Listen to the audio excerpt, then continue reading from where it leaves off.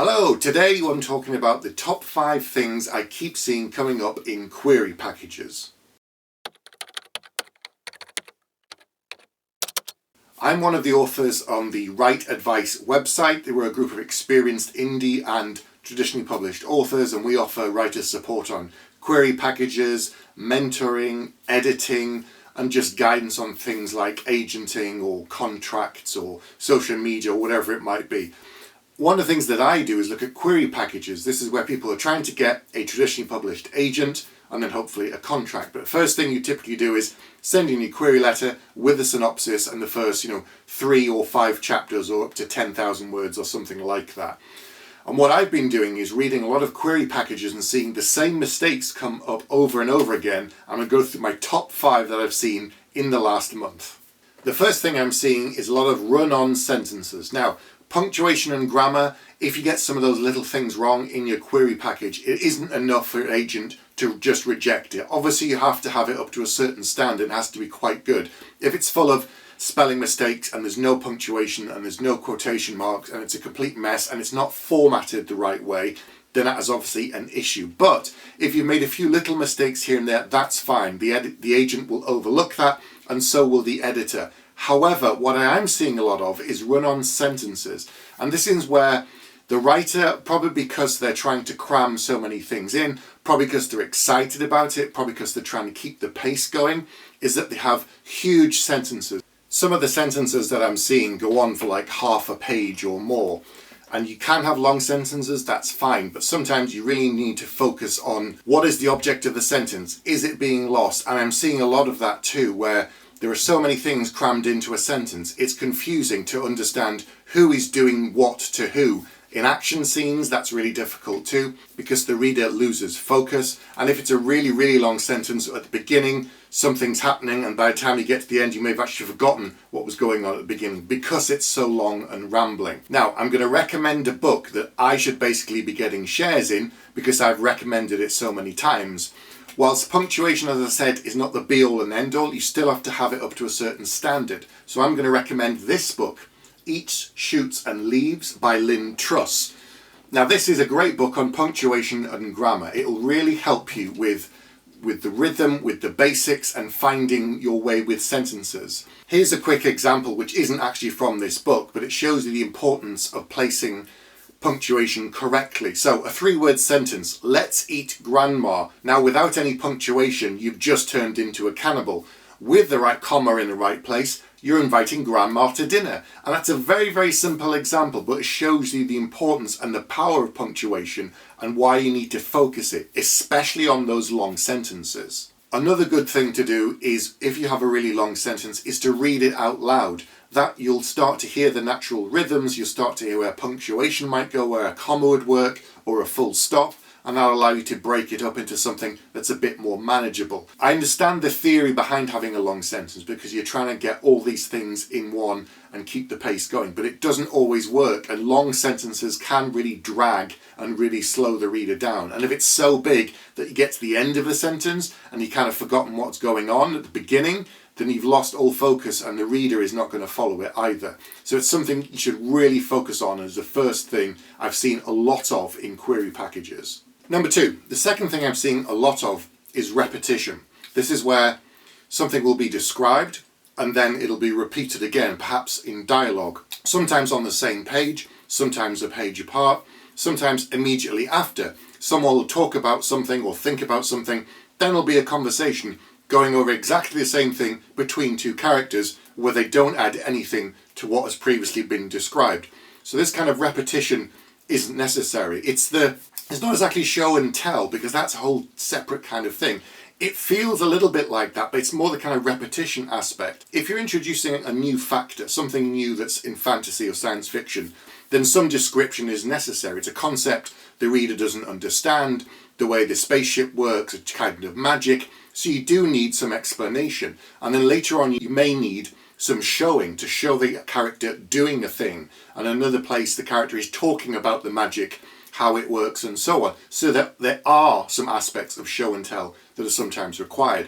But this is more repetition and duplication of information really close to each other, and you don't need both at the same time and definitely not on the same page. Number 3, the third thing I'm seeing a lot of is duplication. Now this is separate to what I've just talked about. This is where the same word is used in the same sentence or in consecutive sentences. For example, you might say, John ran up the stairs, or he sprinted up the stairs, and the next sentence you say, John sprinted round the corner, John sprinted up the stairs, John sprinted round the block. And it's using sprinted over and over and over again. And that's a very basic example, but I'm seeing a lot of that. Sometimes you need to restructure the sentence. Sometimes you need to look at if you need to tie them together with a comma, because if you're repeating similar information, is there not a better way of saying it instead of using the same thing? In the example I've just given, I'm trying to impart the example of speed by saying John is running very fast. But you may not need to sort of continue repeating the same thing over and over. You could just sort of say, John ran up the stairs, around the corner and around the block. I've used around twice, but you get the example of what I mean. There's other ways to do it, rather than just keep using the same word. The other thing I'm seeing is someone will end a sentence with one word and then start the following sentence with the same word again, which really looks weird on the page, and if you read it out loud, you'll also see that it sounds really peculiar on the ear. And remember, a lot of readers now are consuming books through audiobook. They've become more and more popular.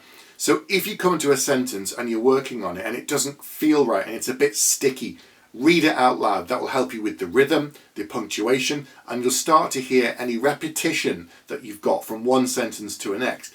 And if you've got a paragraph that doesn't feel right, do the same thing again. Read it out loud, work on the punctuation, work on the structure, maybe break it up into smaller sentences rather than have one huge run-on sentence. But these are all important things that you need to kind of get right, or at least get up to a certain standard, because I'm picking up on them and an agent will too. And then the editor's going to be thinking, well, this isn't really what we expect in the quality of a book in order to move forward with it.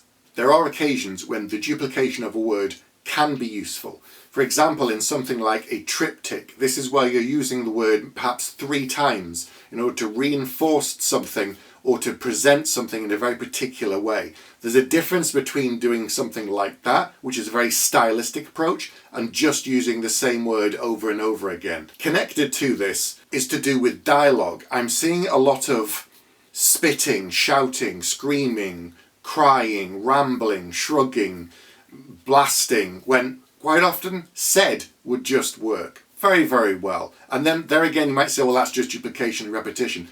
Quite often the dialogue will communicate how the person feels, or it should do to a large degree, that you don't need to have spat, cried, rambled, or whatever it might be. There again, it feels like the writer is just stretching for something and they're not trusting the reader with what they've been told. This is the same with the repetition of information. You need to kind of trust the reader that the first couple of times you've explained a thing, you don't need to go through it all over again. And if someone talks about something or thinks about it and then talks about it again and repeats that information, there again, it shows a lack of trust for the reader. There's different kind of tools to work on, but all of these will elevate the work that you've been producing, that you need to get to a certain standard so that when you show it to an agent, they're not focused on these aspects. They're thinking about the character, they're thinking about the story, they're thinking about the world that you've created, that they're not going to be stumbling over these aspects, these essential kind of foundational building blocks that you need to have in your writing. This is number 4, really, connected to the previous point, to do with dialogue, as well as the spitting and the shouting and the crying. What I'm seeing a lot of is dialogue that feels really clunky. Now, there again, I think some of it is because the writers are trying to put a lot of information into it. You're introducing a lot of information about your world, particularly the ones that I'm reading are fantasy. And there's huge amounts of information to communicate on magic systems and the societies and how things work.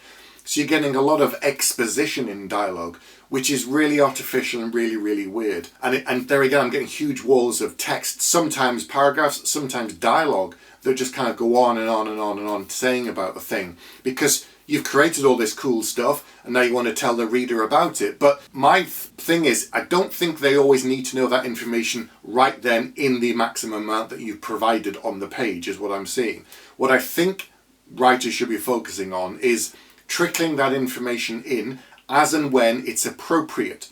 If they come across a magical door and no one can get through it, and then someone says, how do you get through the doorway? And then another person explains it. That's fine. But if two people are walking down a street and then someone starts talking about how to break magical doorways, that's kind of pointless, that's kind of irrelevant. Also, it's not very realistic. And at the end of the day, you're trying to communicate and bring realism to your story, even if it's fantasy or science fiction.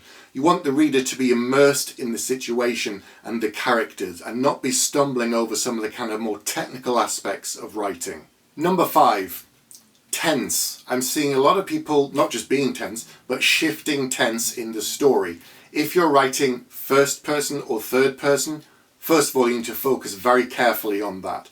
Then you need to work out, are you telling it present or past tense? A lot of fantasy books with more than one character tend to be third person in the past tense. And I'm seeing a lot of drift.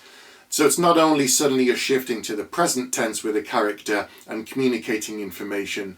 That's one thing that does crop up. That's not a major thing, but it does need addressing, especially if you have multiple points of view. The other thing I'm seeing with point of view is a lot of drift. Sometimes the character you're presenting information from this character that they can't possibly know because you've taken a step back and you become sort of omnipresent or omnipotent in a way, and you're sharing world knowledge about the magic or the situation or the characters that in that moment, right then, that character doesn't know, but you're trying to communicate it to the reader and it doesn't actually fit. Now, there are other ways to get around that, but if the character doesn't have that information, how could they possibly know it? And there again, you need to focus on, have you drifted away from not only present or past tense, but also that person's point of view? How do they know this thing suddenly? Where did it come from, this intuition that they've suddenly gained? In the past, I've talked about, as an author, I shouldn't be able to see you in the book. I shouldn't be able to hear your voice. I should be only hearing the character's voice, that are all different and distinct and have different belief systems and likes and hates and loves that are not yours. I shouldn't be able to see a repetition all the way through and say, oh, all these characters are really, really religious. That suggests to me the writer has very strong religious feelings about X or Y. Or there again, opposite of that, someone's really anti-religion. That's an extreme example. Think about it more in terms of the tense is, how can this character know this information? And there again, it's showing you as the writer, as the omnipotent voice, are presenting it to the reader, as opposed to the character discovering this information as they go through. I think it's important to focus on these foundational aspects, all of the ones that I've talked about. There are other ones that are coming up, so I'll have to do a follow-on video in another couple of months. But these 5 things I'm seeing over and over again in query packages. Things like typos and grammar and punctuation to a degree can be corrected and fixed, but tense and repetition and duplication and weird clunky dialogue and things like that, you need to focus on them. You need to get them right. Get other people to read your book. Read it out loud. Work on the punctuation, the pace, the rhythm, all of these things you must work on so that they're not stumbling blocks, so that the reader, in this case the first reader will be the agent, falls in love with the book and the character and the premise, and they want to find out more about it, and they're really excited to discuss it with you about ideas they have to improve it or to focus or to bring clarity to the vision of the story that you've created. And that's what it's all about. You want those exciting conversations. You don't want them to say the quality of the book is just not there. While the story is interesting, I think you need to go and work on dialogue and punctuation, because you only get one shot with that one agent for that one book. You can come back to them with another book, but even if you spent a year revising the book, you can't then go back to that agent again and say, well, I've spent a year editing it and now it's brilliant, will you take another look? Because they don't have time. So you need to get it as close to as perfect, it'll never be perfect, as close to as perfect as you can on that first chance. So if you are going down the traditional publishing route and you do need some help with general mentoring, someone looking at a query package, editorial notes, manuscript proofing, we have different authors that I work with that do different things. I'm focusing on mentoring and query packages at the moment, and the other two are doing other things too, and we kind of overlap. So there's an information that's linked down below. If you're interested, get in touch with us. We'll see what we can do. We can help you. Please look at the 5 things that I've talked about today. Work on them. Spend another couple of months polishing it so that you make the best first impression with that literary agent. Okay, that's all I'm going to talk about for today, but back very soon with another video.